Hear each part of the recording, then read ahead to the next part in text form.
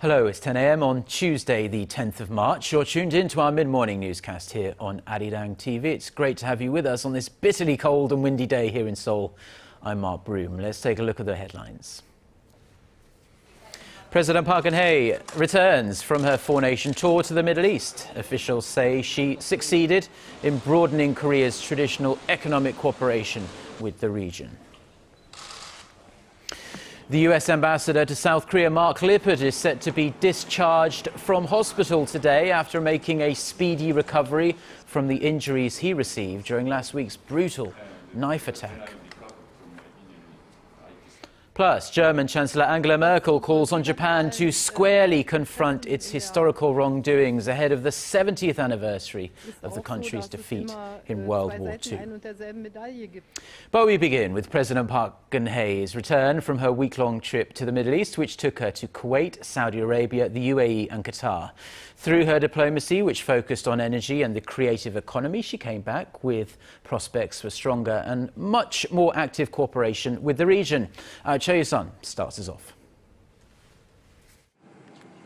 Speaking to reporters en route to Seoul, President Park said she felt that Korea's vision for revitalizing the economy through greater economic cooperation with the Middle East is being realized. President Park said that one of the biggest achievements from her trip was helping small to mid-sized Korean firms strike business deals in the region's so-called new industries. In fact, one-on-one business sessions in each of the four countries, many of which were attended by SMEs, resulted in 44 bilateral agreements totaling $900 million. The agreements expand existing oil and construction-centered cooperation into the fields of nuclear energy, agriculture, healthcare, ICT, and culture. These post-oil era initiatives, the president said, are in line with Seoul's economic innovation plan. Previously energy-focused, these countries have started seeking multi-dimensional development, and that's helped us rediscover the Middle East and encourage the region to once again recognize Korea as an important partner. As for the specific areas of cooperation, the presidential office listed Korea's first export of its creative economy model to Saudi Arabia, a deal between Korea and the UAE to develop Korea's halal industry, and an establishment of a cultural center in Abu Dhabi. The presidential office said dozens of deals were made mainly because Koreans' expertise, credibility, and hardworking style have helped build trust in the region.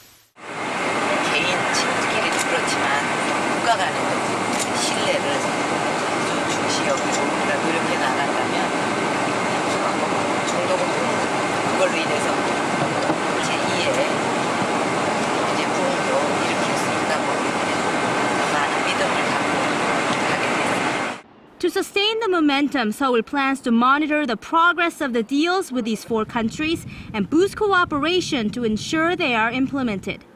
Chae-sun, ARIRANG News. And immediately upon arriving back in Seoul, President Park went to visit U.S. Ambassador to South Korea Mark Lippert, who's making a fast recovery from last week's appalling knife attack. Doctors say the ambassador is expected to be discharged from hospital sometime between 1 p.m. and 3 p.m. today. Hwang Sang-hee reports. Doctors say Ambassador Lippert will likely be out of the hospital by Tuesday afternoon. The U.S. envoy needed 80 stitches on his face and arm following a brutal knife attack last week in central Seoul. We are planning to remove half the stitches this morning and the other half tomorrow morning. If there's no problem, he'll leave the hospital tomorrow afternoon. The 55-year-old assailant, Kim Ki-jong, who is now under arrest, was protesting the ongoing joint military drills between Seoul and Washington. The attack raised concerns about whether it would leave a dent in relations between the two allies.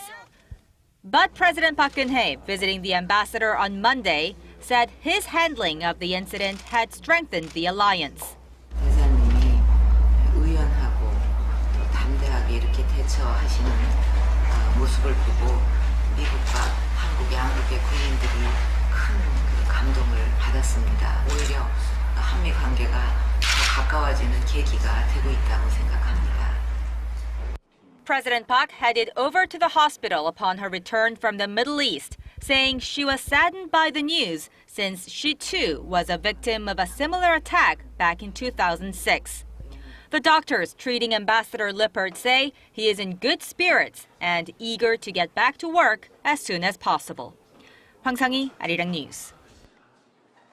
Now, one of the most recognizable faces in the North Korean leadership, Park Geun-hye, Secretary of the Workers' Party, appears to have been demoted. Speculation first arose that Che had tumbled down the ranks last month when, in a state media report, Che's name was mentioned after Hwang Byung-so, the director of the General Political Bureau of the North Korean Army. Che had been named before Hwang since last October. Now, North Korea experts suggest the army chief has leapfrogged Che as the regime's second most powerful man. They say North Korean leader Kim Jong-un might be trying to ensure certain figures do not concentrate too much power, and it could also signal that Kim is confident he has cemented his position.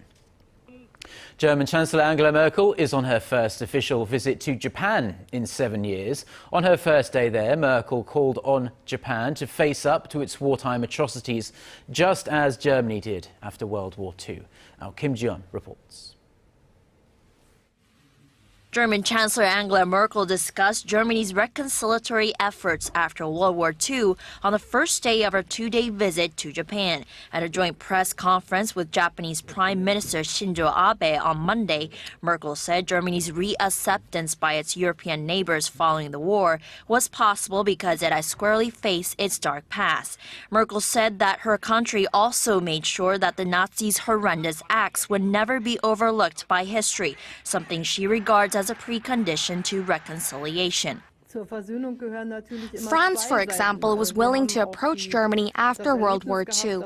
The European Union we have today is in fact the product of such a reconciliation process because after centuries of wars, the Europeans said, "We want to be united. It is our luck that we are united, which led to a stable peace order." Her remarks come at a time when Japan has been receiving strong criticism from Korea and China over inadequate acknowledgement of its wartime atrocities. Tokyo faced harsh backlash after it attempted to review past apologies that were made over the forced sexual enslavement of Asian women during World War II, including the landmark 1995 Murayama Statement. Also, Japanese school textbooks have long been accused of whitewashing the country's past aggressions in Asia. Prime Minister Abe is set to issue a statement for the 70th anniversary of Japan's defeat in World War II in August, but there's speculation that he'll try to water down Japan's wartime atrocities. Kim Ji-yeon, ARIRANG News.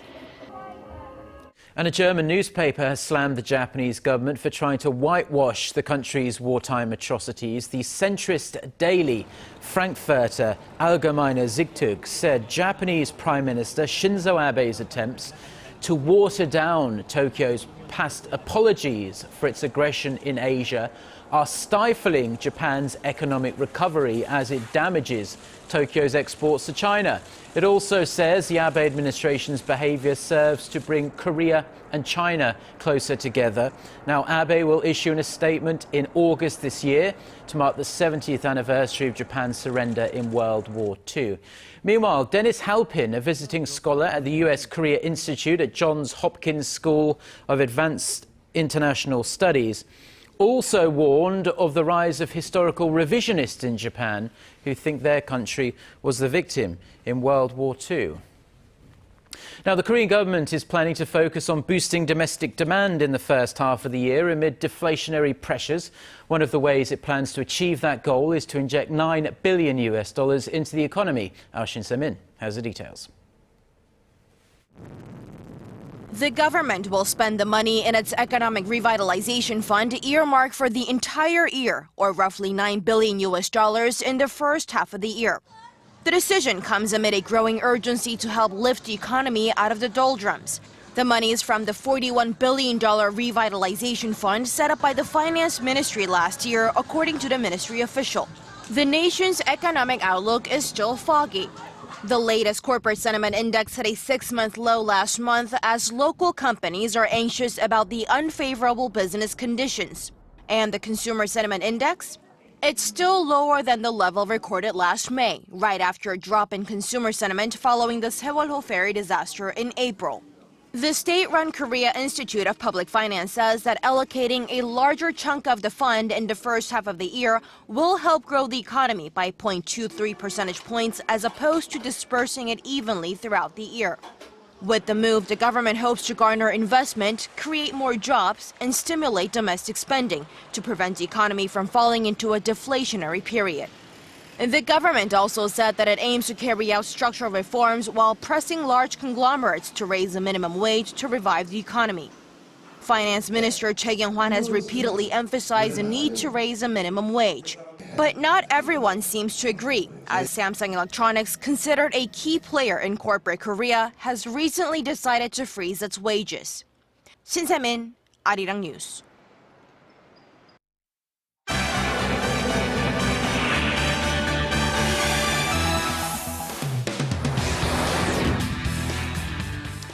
Now, international news time, and an assault on an oil field in Libya has left 8 guards dead and 9 foreign workers kidnapped. For more on this and other global headlines, we join Eunice Kim at the News Centre. Eunice, this is a suspected Islamic State strike, and it wouldn't be the first in that country. Yeah, that's right, Mark. The strike on Friday was just one of a series of deadly assaults in recent weeks that had forced Libya to declare 11 of its oil fields as non-operational. Extremists hit one of those oil fields, the Al Ghani oil field, located 700 kilometers southeast of the capital of Tripoli. Now, sources say 8 Libyan guards were beheaded in the raid and that one oil worker who had witnessed that decapitation had died of a heart attack. Authorities from the Philippines confirmed that 4 of their nationals were indeed among those kidnapped. Others were from Austria, the Czech Republic, Bangladesh, and Ghana, and one person still unidentified, according to Austrian officials. And continuing on, Libya's military spokesman did warn that IS militants' ultimate goal was to overtake the country's petroleum industry, Mark, what he described as the lifeline of the Libyan people. Well, this incident sounds absolutely horrific. 8 guards beheaded in front of those foreigners who are now held captive, of course. And this all comes as the IS offensive to take back the Iraqi city of Tikrit from IS has entered its second week now. How's it looking there? Yeah, it's a different picture over there, and they are getting closer. The Iraqi military and Iran-backed Shia militia forces are said to have entered their last stop before Tikrit, the district of Al-Alam, which is just 18 kilometers away. Fierce fighting was reported as they moved into Al-Alam, as Iraqi TV reported that the forces took control of oil wells in an oil field northeast of Tikrit as well. This as America's top military officer, Army General Martin Dempsey, on his way to Iraq, indicated his optimism that IS militants will ultimately be pushed out of Tikrit, citing the sheer overwhelming numbers of some 23,000 pro-Iraqi forces against what he says is hundreds of IS fighters. Yes, hundreds of fighters, but they are very well equipped and some of them rather well trained as well. Now, switching gears now to a happier story of sorts. An epic experiment has taken off from the ground. It's a solar-powered plane, and it's attempting a world record-breaking feat of flying around the world, relying on only the power from the sun. Yeah, that's right. And the Solar Impulse 2, as it's called, should be prepping now to begin the second leg of its 35,000-kilometer journey that will take it across continents in both the Pacific and Atlantic Oceans. Now, earlier, it had arrived in Muscat, Oman, its first layover after taking off from Abu Dhabi in the UAE on Monday. The Swiss engineer at the helm was congratulated by not only Mission Control back in Monaco, Monaco, but also the country's Prince Albert, who was there to witness the maiden voyage himself. Now, the full mission is expected to be completed over a period of 5 months, as it will need to recharge during the course of its journey. It includes stops in Myanmar, China, Hawaii, and the U.S., as you can see there, with final unannounced legs in southern Europe or North Africa before arriving back in Abu Dhabi. This according to the mission's website. Now, as the flight is meant to bring the spotlight on renewable energy, Solar Impulse 2 is equipped with really wide wings, as you can see. They're wider than those of a Boeing 747, holding 17,000 solar cells and tons of batteries. But it is said to only weigh about as much as a family car, Mark. Sounds wonderful, and hopefully the technology will get to a point over the next few years where we can see full-size passenger jets using this solar power. That would be great. Certainly would. Well, thank you very much, Eunice, and we'll see you back at noon. See you then.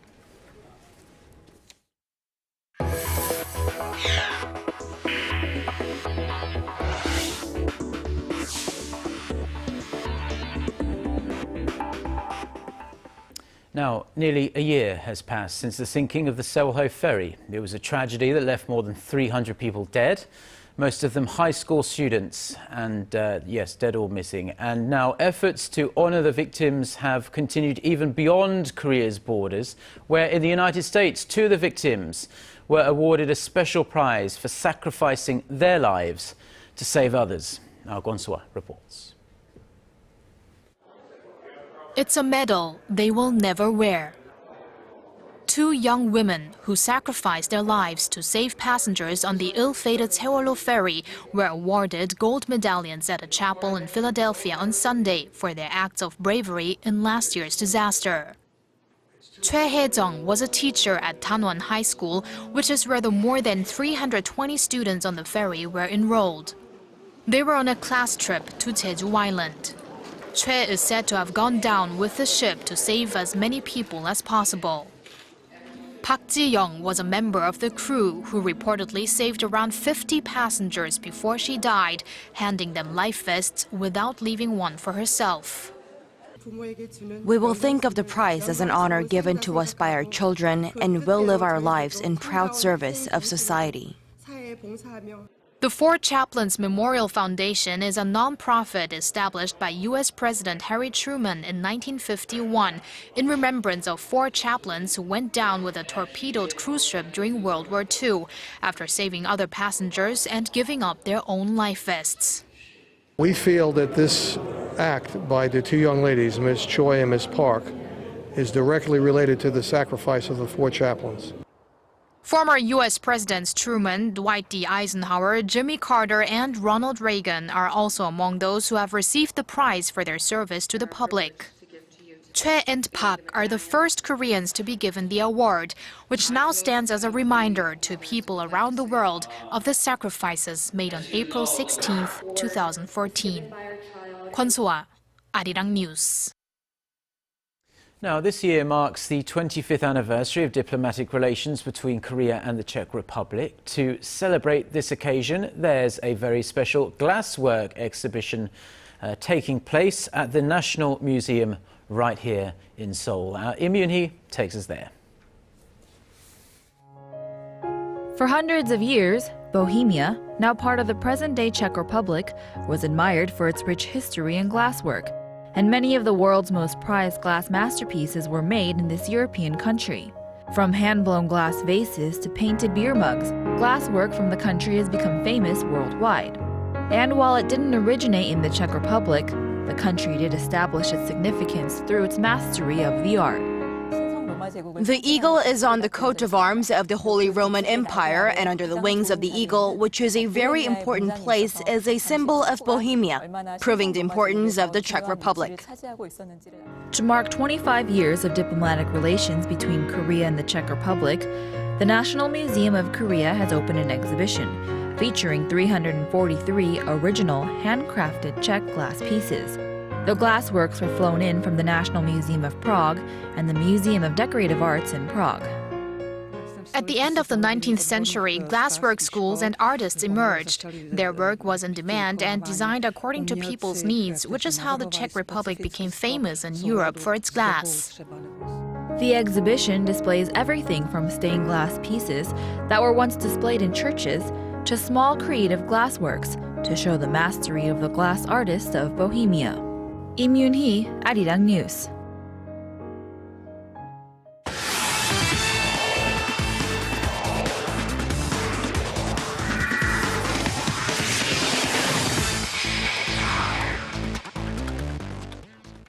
And a good Tuesday morning to you all as we kick things off with the 2018 Pyeongchang Winter Games as the organizing committee chief Cho Yang-ho held a press briefing on Monday to confirm once again that there will be no co-hosting at the 2018 Winter Games in Pyeongchang.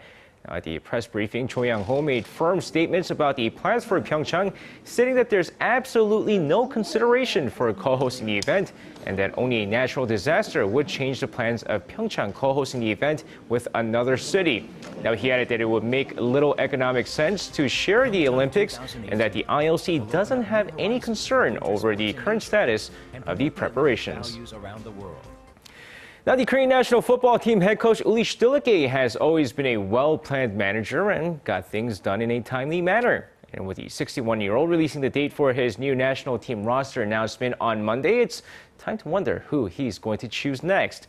Now, with the head coach Uli Stülke announcing that he'll release his fourth national team roster on the 17th of this month, everyone's wondering who he'll choose this time, as many expect him to choose another hidden gem like Lee Jung-hyup. Now, after making his decision on the 17th, the national team will face off against Uzbekistan on the 27th, followed by New Zealand on the 31st. Now, after the Changwon LG Sakers took Game 1 from the Goyang Orions, it was time for the Seoul SK Knights and the Incheon ET-Land Elephants to duke it out in Game 1 of the best-of-5 KBL series on Monday. Now, ET-Land off to a great start in the first quarter of the game, outscoring SK 28-17 before SK cuts the deficit to 43-36 going into halftime. But the big difference maker in this game, ET-Land setting a new playoff record for the most threes in a single game with 14, with big man Ricardo Powell putting up 18 points and 9 boards as ET-Land runs away with Game 1 with a 87-72 victory. Now, when Pittsburgh Pirates slugger Kang Jung-ho made his debut in the KBO, he was actually initially drafted as a catcher. He quickly transitioned as a shortstop later and even played his first 3 games with the Pittsburgh Pirates at that position. Now he's trying out third base. Now, with the Pittsburgh Pirates facing off against the Minnesota Twins earlier today, Kang Jung-ho played in his 4th exhibition game, not as a shortstop this time, but as a third baseman. Now, he did go 0 for 2 after coming in later in the game as a pinch hitter in the 1-1 tie against the Twins. Now, the latest change would mean that Kang would back up his new best buddy Josh Harrison at the hot corner if he's not playing short, as Pirates manager Clint Hurdle is expected to try him at second base as well. And that's going to wrap it up for me. This has been SJ. Have a great rest of the day and see you guys again for your sports needs.